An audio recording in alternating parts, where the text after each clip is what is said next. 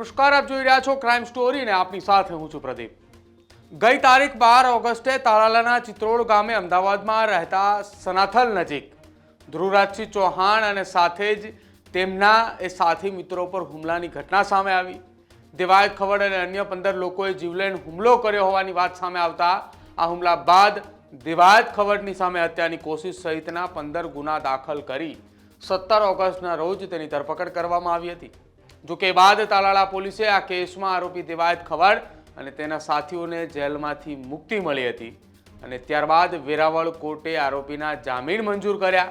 First class judicial magistrate એ દેવાયત ખવડને જામીન આપ્યા બાદ પોલીસે આ જામીન રદ કરવા માટે ગીર સોમનાથ જિલ્લા એન્ડ સેશન્સ કોર્ટમાં રિવિઝન અરજી કરી, જેના પર સુનાવણી પણ એ થઈ ચૂકી છે. જોકે આ તમામની મામલે 20 ઓગસ્ટના રોજ ધ્રુવરાજસિંહના સમર્થનમાં સનાથલ ગામમાં આવેલી ચૌહાણવાડીની અંદર એક મીટિંગનું આયોજન કરાયું હતું, જેમાં સામાજિક આગેવાન ભગવતસિંહ ચૌહાણ, પૂર્વ સરપંચ જીતેન્દ્રસિંહ ચૌહાણ, ડેપ્યુટી સરપંચ વિજયસિંહ ચૌહાણ, પૂર્વ ડેલિગેટ ચૌહાણ બલરાજસિંહ આ સહિત દિવાનસિંહ, સાણંદ તાલુકાના રાજપૂત સમાજના પ્રમુખ હરપાલસિંહ વાઘેલા સહિતના 100થી વધુ આગેવાનો એ બેઠકની અંદર હાજર રહ્યા હતા.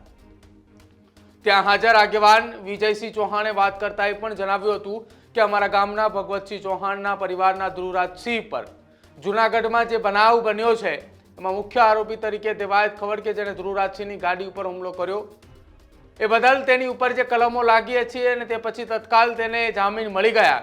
અમે સરકાર અને મુખ્યમંત્રી સાથે ગૃહમંત્રીને એ જણાવવા માગીએ છીએ કે આમાં એવા તો કયા કાયદાઓની બારી છે કે આવી કલમ લાગવા છતાંય તેમના તરત એ જામીન મંજૂર થઈ જાય છે.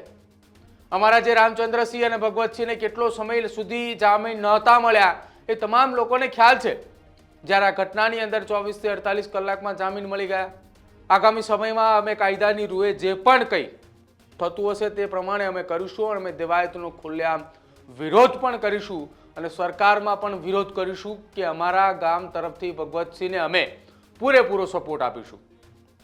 આ બેઠકમાં જે પણ આગેવાનો આવ્યા એ તમામ જે કંઈ બનાવ બન્યો હતો એના વિરોધમાં જ આવ્યા હતા.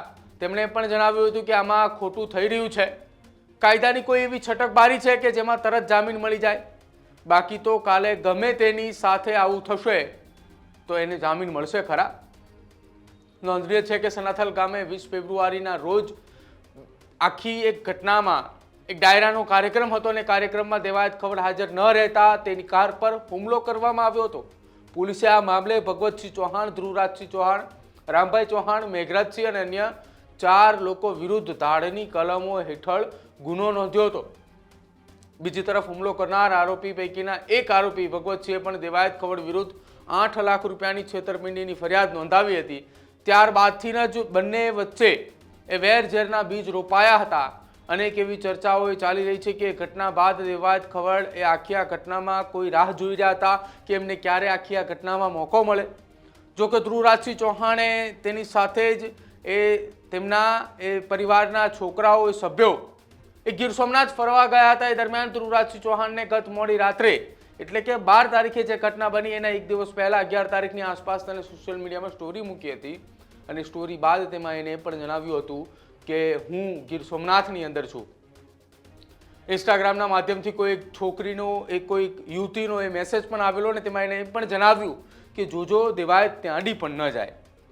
હવે આ તમામની ચર્ચાઓની વચ્ચે વાત હવે ચર્ચાઈ રહી છે કે તાલાળા પોલીસ આ કેસની અંદર કઈ રીતે તપાસ કરશે, શું આખી આ ઘટનાની અંદર રંધાવાનું છે અથવા તો શું આખી આ ઘટનાની અંદર ઘટના બનવાની છે. ચાંગોદર પોલીસ મથકે બંને પક્ષે એકબીજાની સામસામે ફરિયાદ નોંધાઈ હતી. એ ફરિયાદની અંદર બંને પોતાના આગોતરા જામીન પણ લીધા.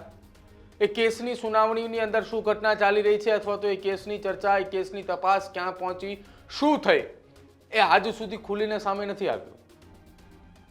એ ઘટનાની અંદર દેવાયત ખવડે જે ફરિયાદ નોંધાઈ હતી ધાડ પાડવાની કલમો અંતર્ગત સામે પક્ષે ભગવતસિંહ ચૌહાણે એ ફરિયાદ નોંધાવી હતી 8 લાખ રૂપિયાની છેતરપિંડીની.